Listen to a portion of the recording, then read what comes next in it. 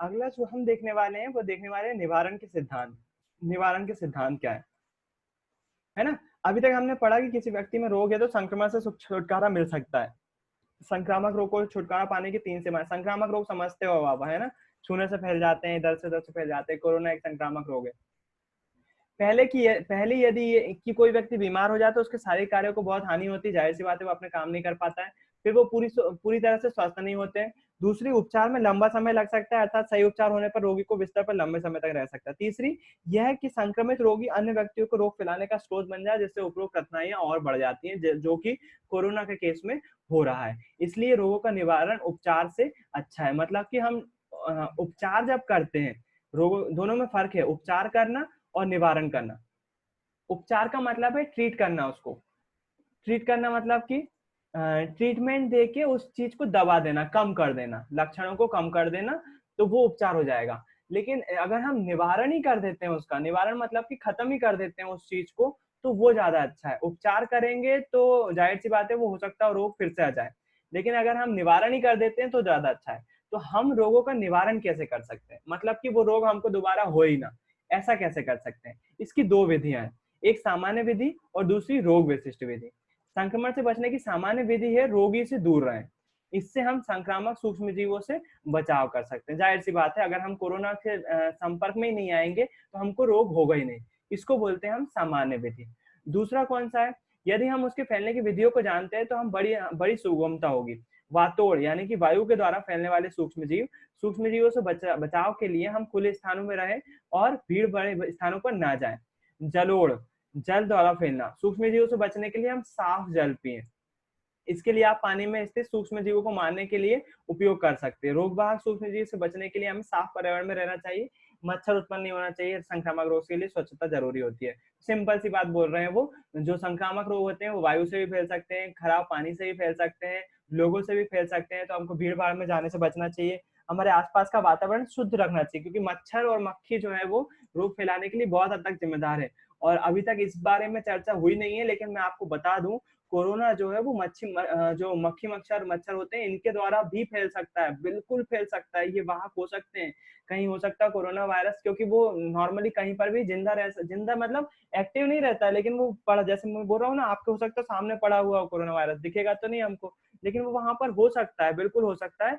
और उसके माध्यम से मक्खी मच्छर के माध्यम से वो हमारी बॉडी तक पहुंच सकता है। तो इस बात को ध्यान रखें। सरकार इस बारे में बात नहीं कर रही है ज्यादा, लेकिन वो बिल्कुल दूसरे सूक्ष्म जीवों के द्वारा, मक्खी मच्छर या फिर कोई सूक्ष्म जीव के द्वारा आप तक पहुंच सकता है, बिल्कुल पहुंच सकता है।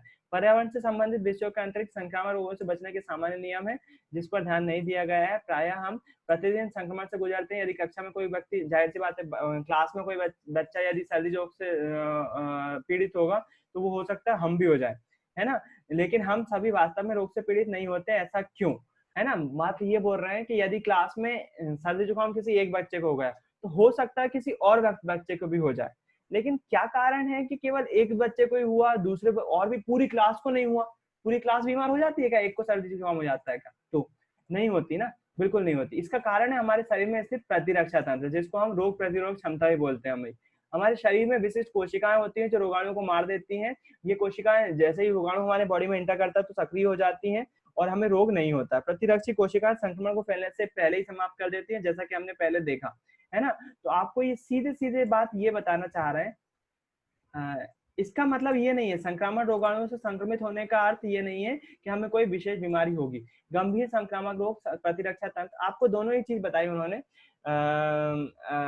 पहले तो उन्होंने बता दिया कि सामान्य तरीके, दो तरीके हो सकते हैं, विशेष तकनीक हो सकती है परमानेंट खत्म करने के लिए किसी रोग को। दो तरीके हो सकते हैं, एक तो दूरी बना लो, या फिर दूसरे तरीके की बात करने से पहले वो बता रहे हैं आपकी बॉडी में ऑलरेडी प्रतिरक्षा तंत्र जो है वो मौजूद है। कोई बैक्टीरिया वायरस हमारी बॉडी में एंटर करता है तो हमारी बॉडी खुद से लड़ने लगती है, जैसा कि आपने वीडियोस में भी देखा कि व्हाइट ब्लड सेल्स कैसे मार रही होती है उसको, है ना? तो इसके लिए वो, इसलिए ये जो प्रतिरक्षी तंत्र के बारे में बता रहे हैं वो आपको ये बताना चाह रहे हैं कि विशिष्ट तकनीक कैसी होती है रोग को खत्म करने की। उदाहरण ले रहे हैं, इन दिनों सारे विश्व में चेचक नहीं है। चेचक मतलब कि चेचक को चिकन पॉक्स भी बोल सकते हो आप। चेचक नहीं है, ऐसा नहीं बोल सकते कि बिल्कुल ही नहीं है, लेकिन हाँ थोड़ी बहुत मात्रा में मौजूद है। लेकिन 100 वर्ष पहले चेचक महामारी बहुत ज्यादा होती थी। आप चेचक को चिकन पॉक्स से कंपेयर कर सकते हो, लगभग लगभग सेम ही है दोनों बीमारी, है ना। एक बार अपन कंफर्म कर लें गूगल पे, चेचक और चेचक को इंग्लिश में क्या बोलते हैं। आपको फिर से मैं सर्च करता हूँ गूगल को।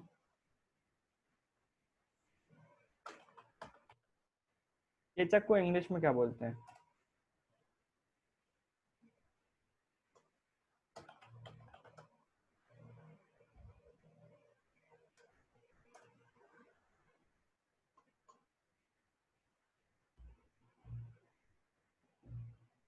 चेचा नहीं रे, चेचक।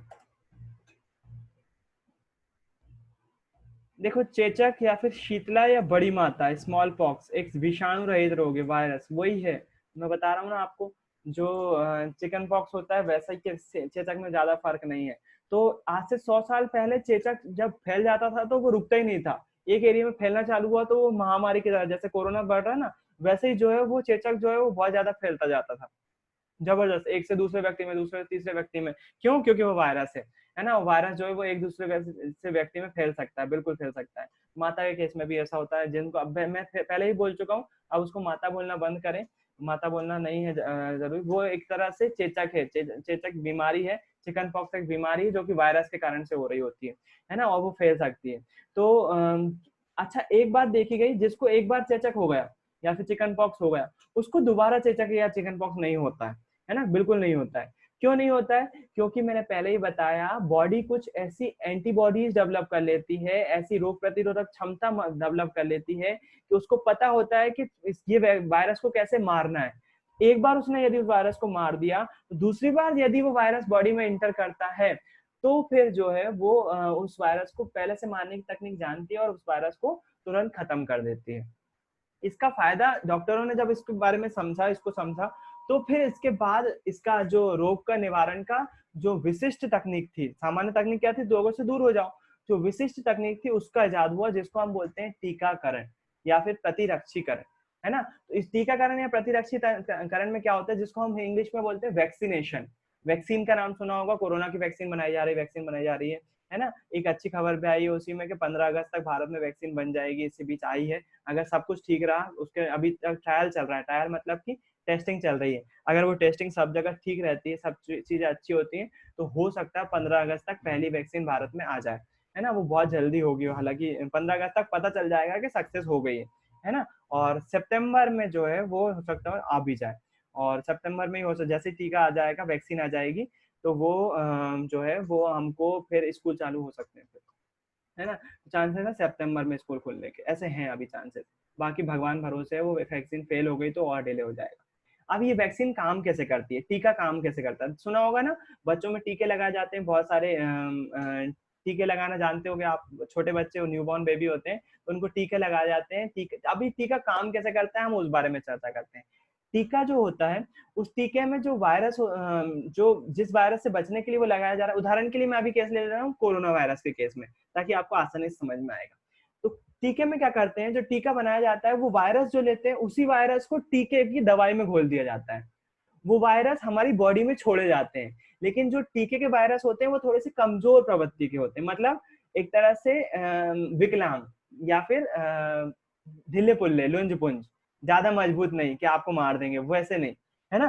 टीके में वही वायरस बनाया जाता है, जो कोरोना वायरस है ना, उसके जैसा वायरस जो है वो दवाई के रूप में बनाया जाता है, और वो हमारी बॉडी में छोड़ दिया जाता है। जब हमारी बॉडी में जाता है वो, तो जाहिर सी बात है, हमारी कोशिकाएं, हमारी जो शरीर की प्रतिरक्षी तंत्र है, उसको मारने के लिए अटैक करेंगे उस पर।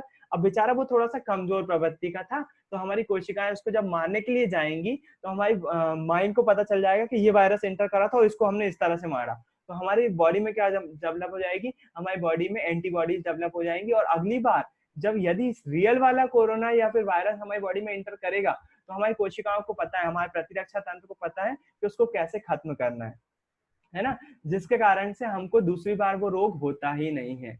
एक और उदाहरण लेता हूं मैं, लेकिन एक क्वेश्चन आ रहा है, पूछ लेते हैं। हाँ पूजा, क्वेश्चन पूछो। भैया क्वेश्चन नहीं पूछना, वो आवाज साफ नहीं आ रही थी, अब आने लगी। अब आ रही है, चलो ठीक है।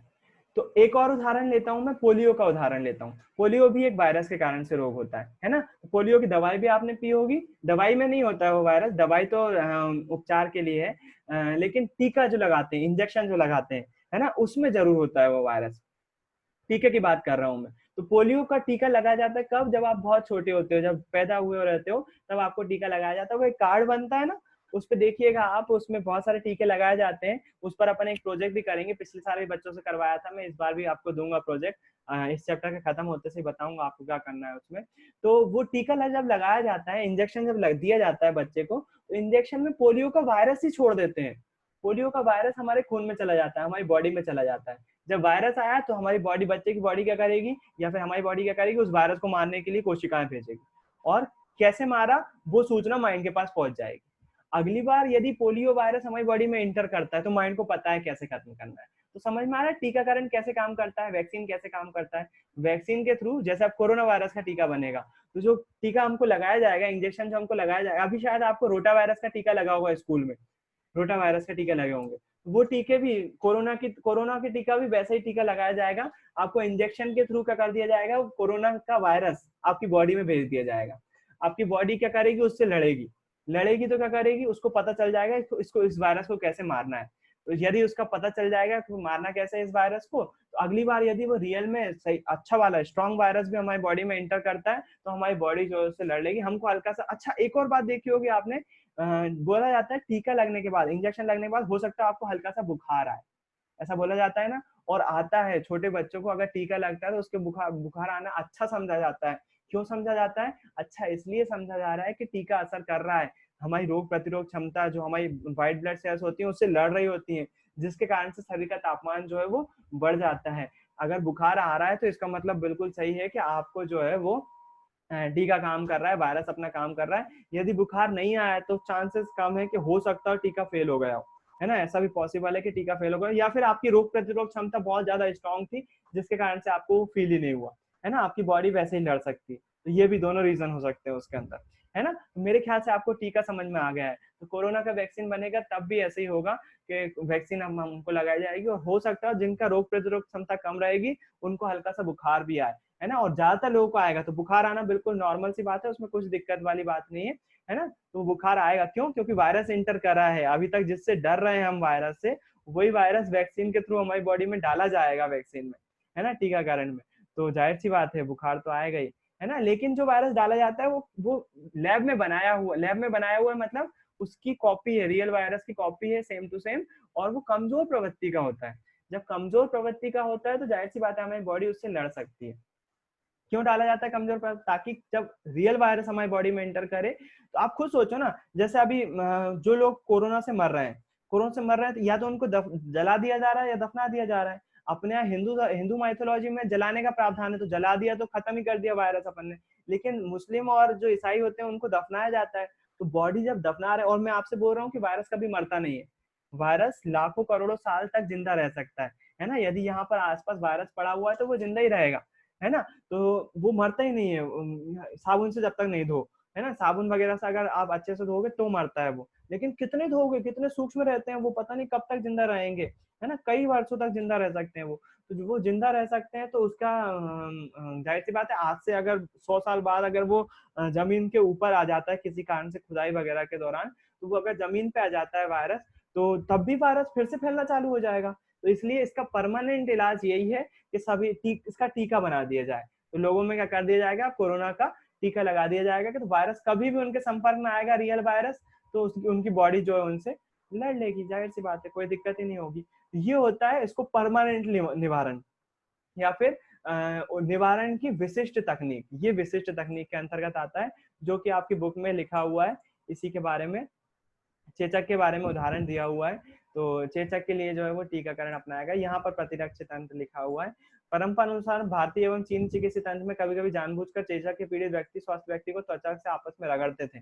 उन्हें ऐसी आशा थी कि इसके कारण, मतलब ये टीकाकरण की शुरुआत कैसे हुई, वो रगड़ते थे, इसके कारण चेचक के मंद रोगाणु स्वस्थ व्यक्ति के शरीर में रोग प्रतिरोधक क्षमता के उत्पन्न कर देंगे।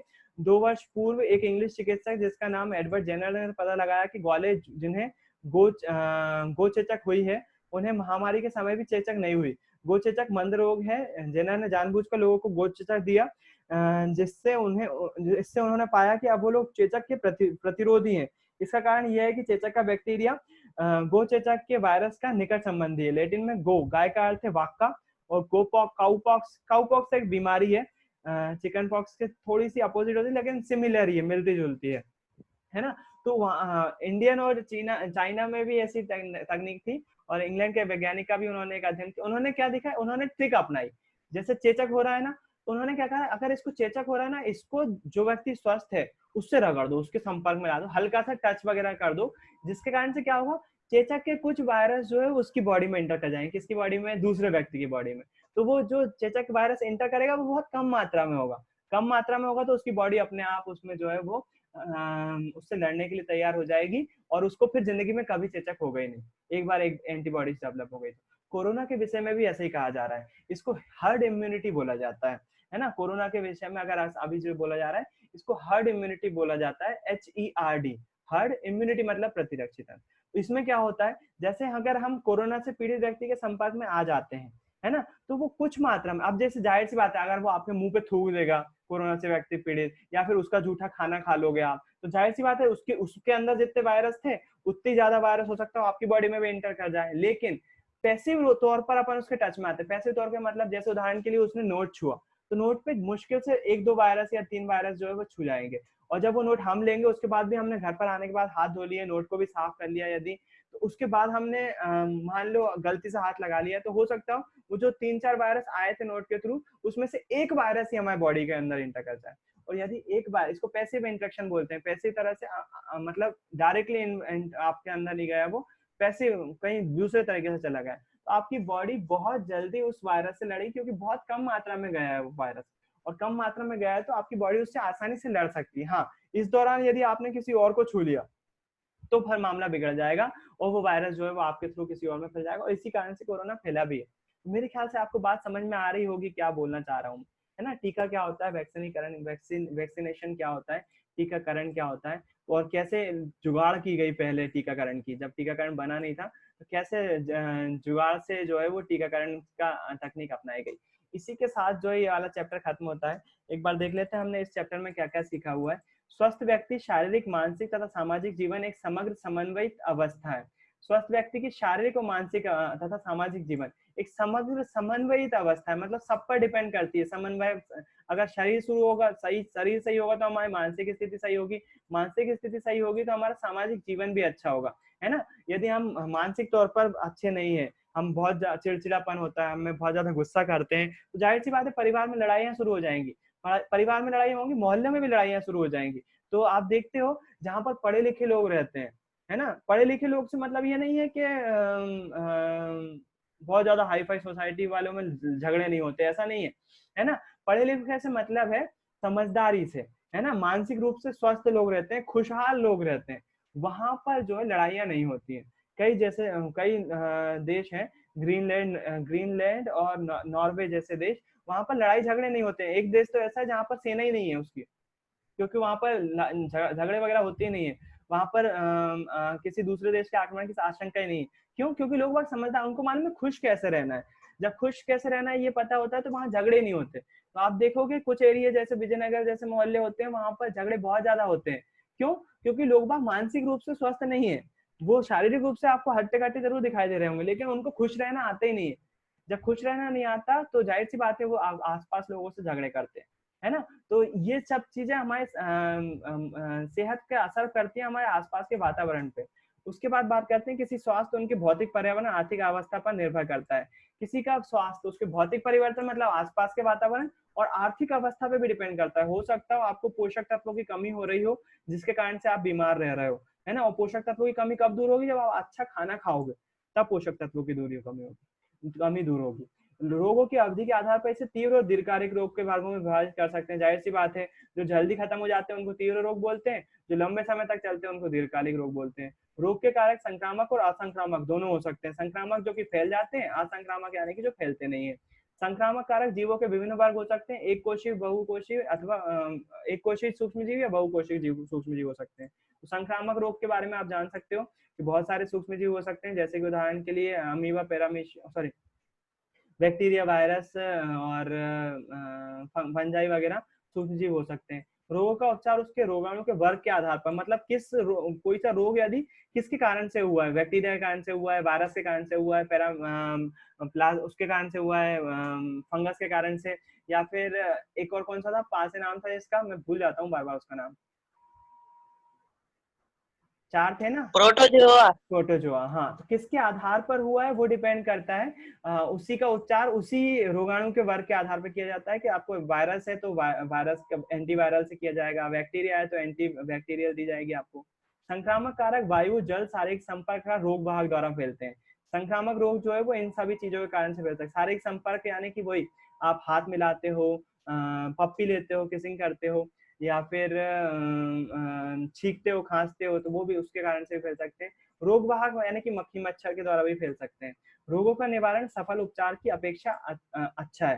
रोगों का निवारण उपचार करते हैं मतलब कि अपन जैसे दूर हो जा रहे हैं, डिस्टेंस बना ले रहे हैं, वो तो ठीक है, लेकिन अगर हम निवारण ही कर दें, वैक्सीन ही बना लें तो ही ज्यादा अच्छा है। संक्रामक रोग का निवारण जन स्वास्थ्य विधियों द्वारा किया जा सकता है, इससे संक्रामक कारक कम हो जाते हैं, है ना। संक्रामक रोग का निवारण जन स्वास्थ्य स्वच्छता विधियों के द्वारा, मतलब साफ सफाई रखेंगे तो संक्रामक रोग कम फैलेंगे। टीकाकरण द्वारा संक्रामक रोग का परमानेंट, आपको बता दिया मैंने आज टीकाकरण क्या होते हैं। संक्रामक रोगों के निवारण को प्रभावशाली बनाने के लिए आवश्यक है कि सार्वजनिक स्वच्छता तथा टीकाकरण की सुविधा सभी को उपलब्ध हो। तो आपने देखा कि भारत अभी जो है, जैसे ही आप देखोगे आंगनबाड़ी में रजिस्ट्रेशन करवाना आजकल अनिवार्य कर दिया गया है। जैसे ही बच्चा पैदा होता है या न्यूबॉर्न बेबी पैदा होता है, तुरंत जो है उसको आंगनबाड़ी में रजिस्टर करवाया जाता है, और आंगनबाड़ी के थ्रू उसको लगातार टीके दिए जाते रहते हैं। 3 माह में, 6 माह में 1 टीका, 2 टीका, लगातार जो है वो अलग अलग डिस्टेंस पे, अलग अलग टाइम पीरियड पे, हर एज के बाद उसको टीके दिए जाते हैं। क्यों? वो टीके लगवाना जरूरी होता है। और 7 टीके अभी तक की पहचान की गई है, 7 टीकों की पहचान की गई है जो कि लगवाना बहुत ज्यादा जरूरी होता है, और किसी वायरस से वो व्यक्ति को बचाता है ना। तो वो 7 टीकों के बारे में अभी चल रहा है, एक मिशन चल रहा है, मिशन इंद्रधनुष। यदि आप आंगनबाड़ी के संपर्क में हो तो उसके बारे में पता करिए। फिर अगली सेशन में, मैं अगली क्लास में आपको बताऊंगा कि वो मिशन इंद्रधनुष के बारे में आपको रिसर्च कैसे करना है, उसके बारे में पता कैसे करना है। तो ये टीकाकरण प्रणाली पे अपन एक प्रोजेक्ट बनाएंगे, है ना। तो वो प्रोजेक्ट के बारे में मैं चर्चा करूंगा। आज के लिए इतना ही रखते हैं, बाकी की बातें कल करेंगे। किसी को कुछ पूछना है तो पूछ सकता है।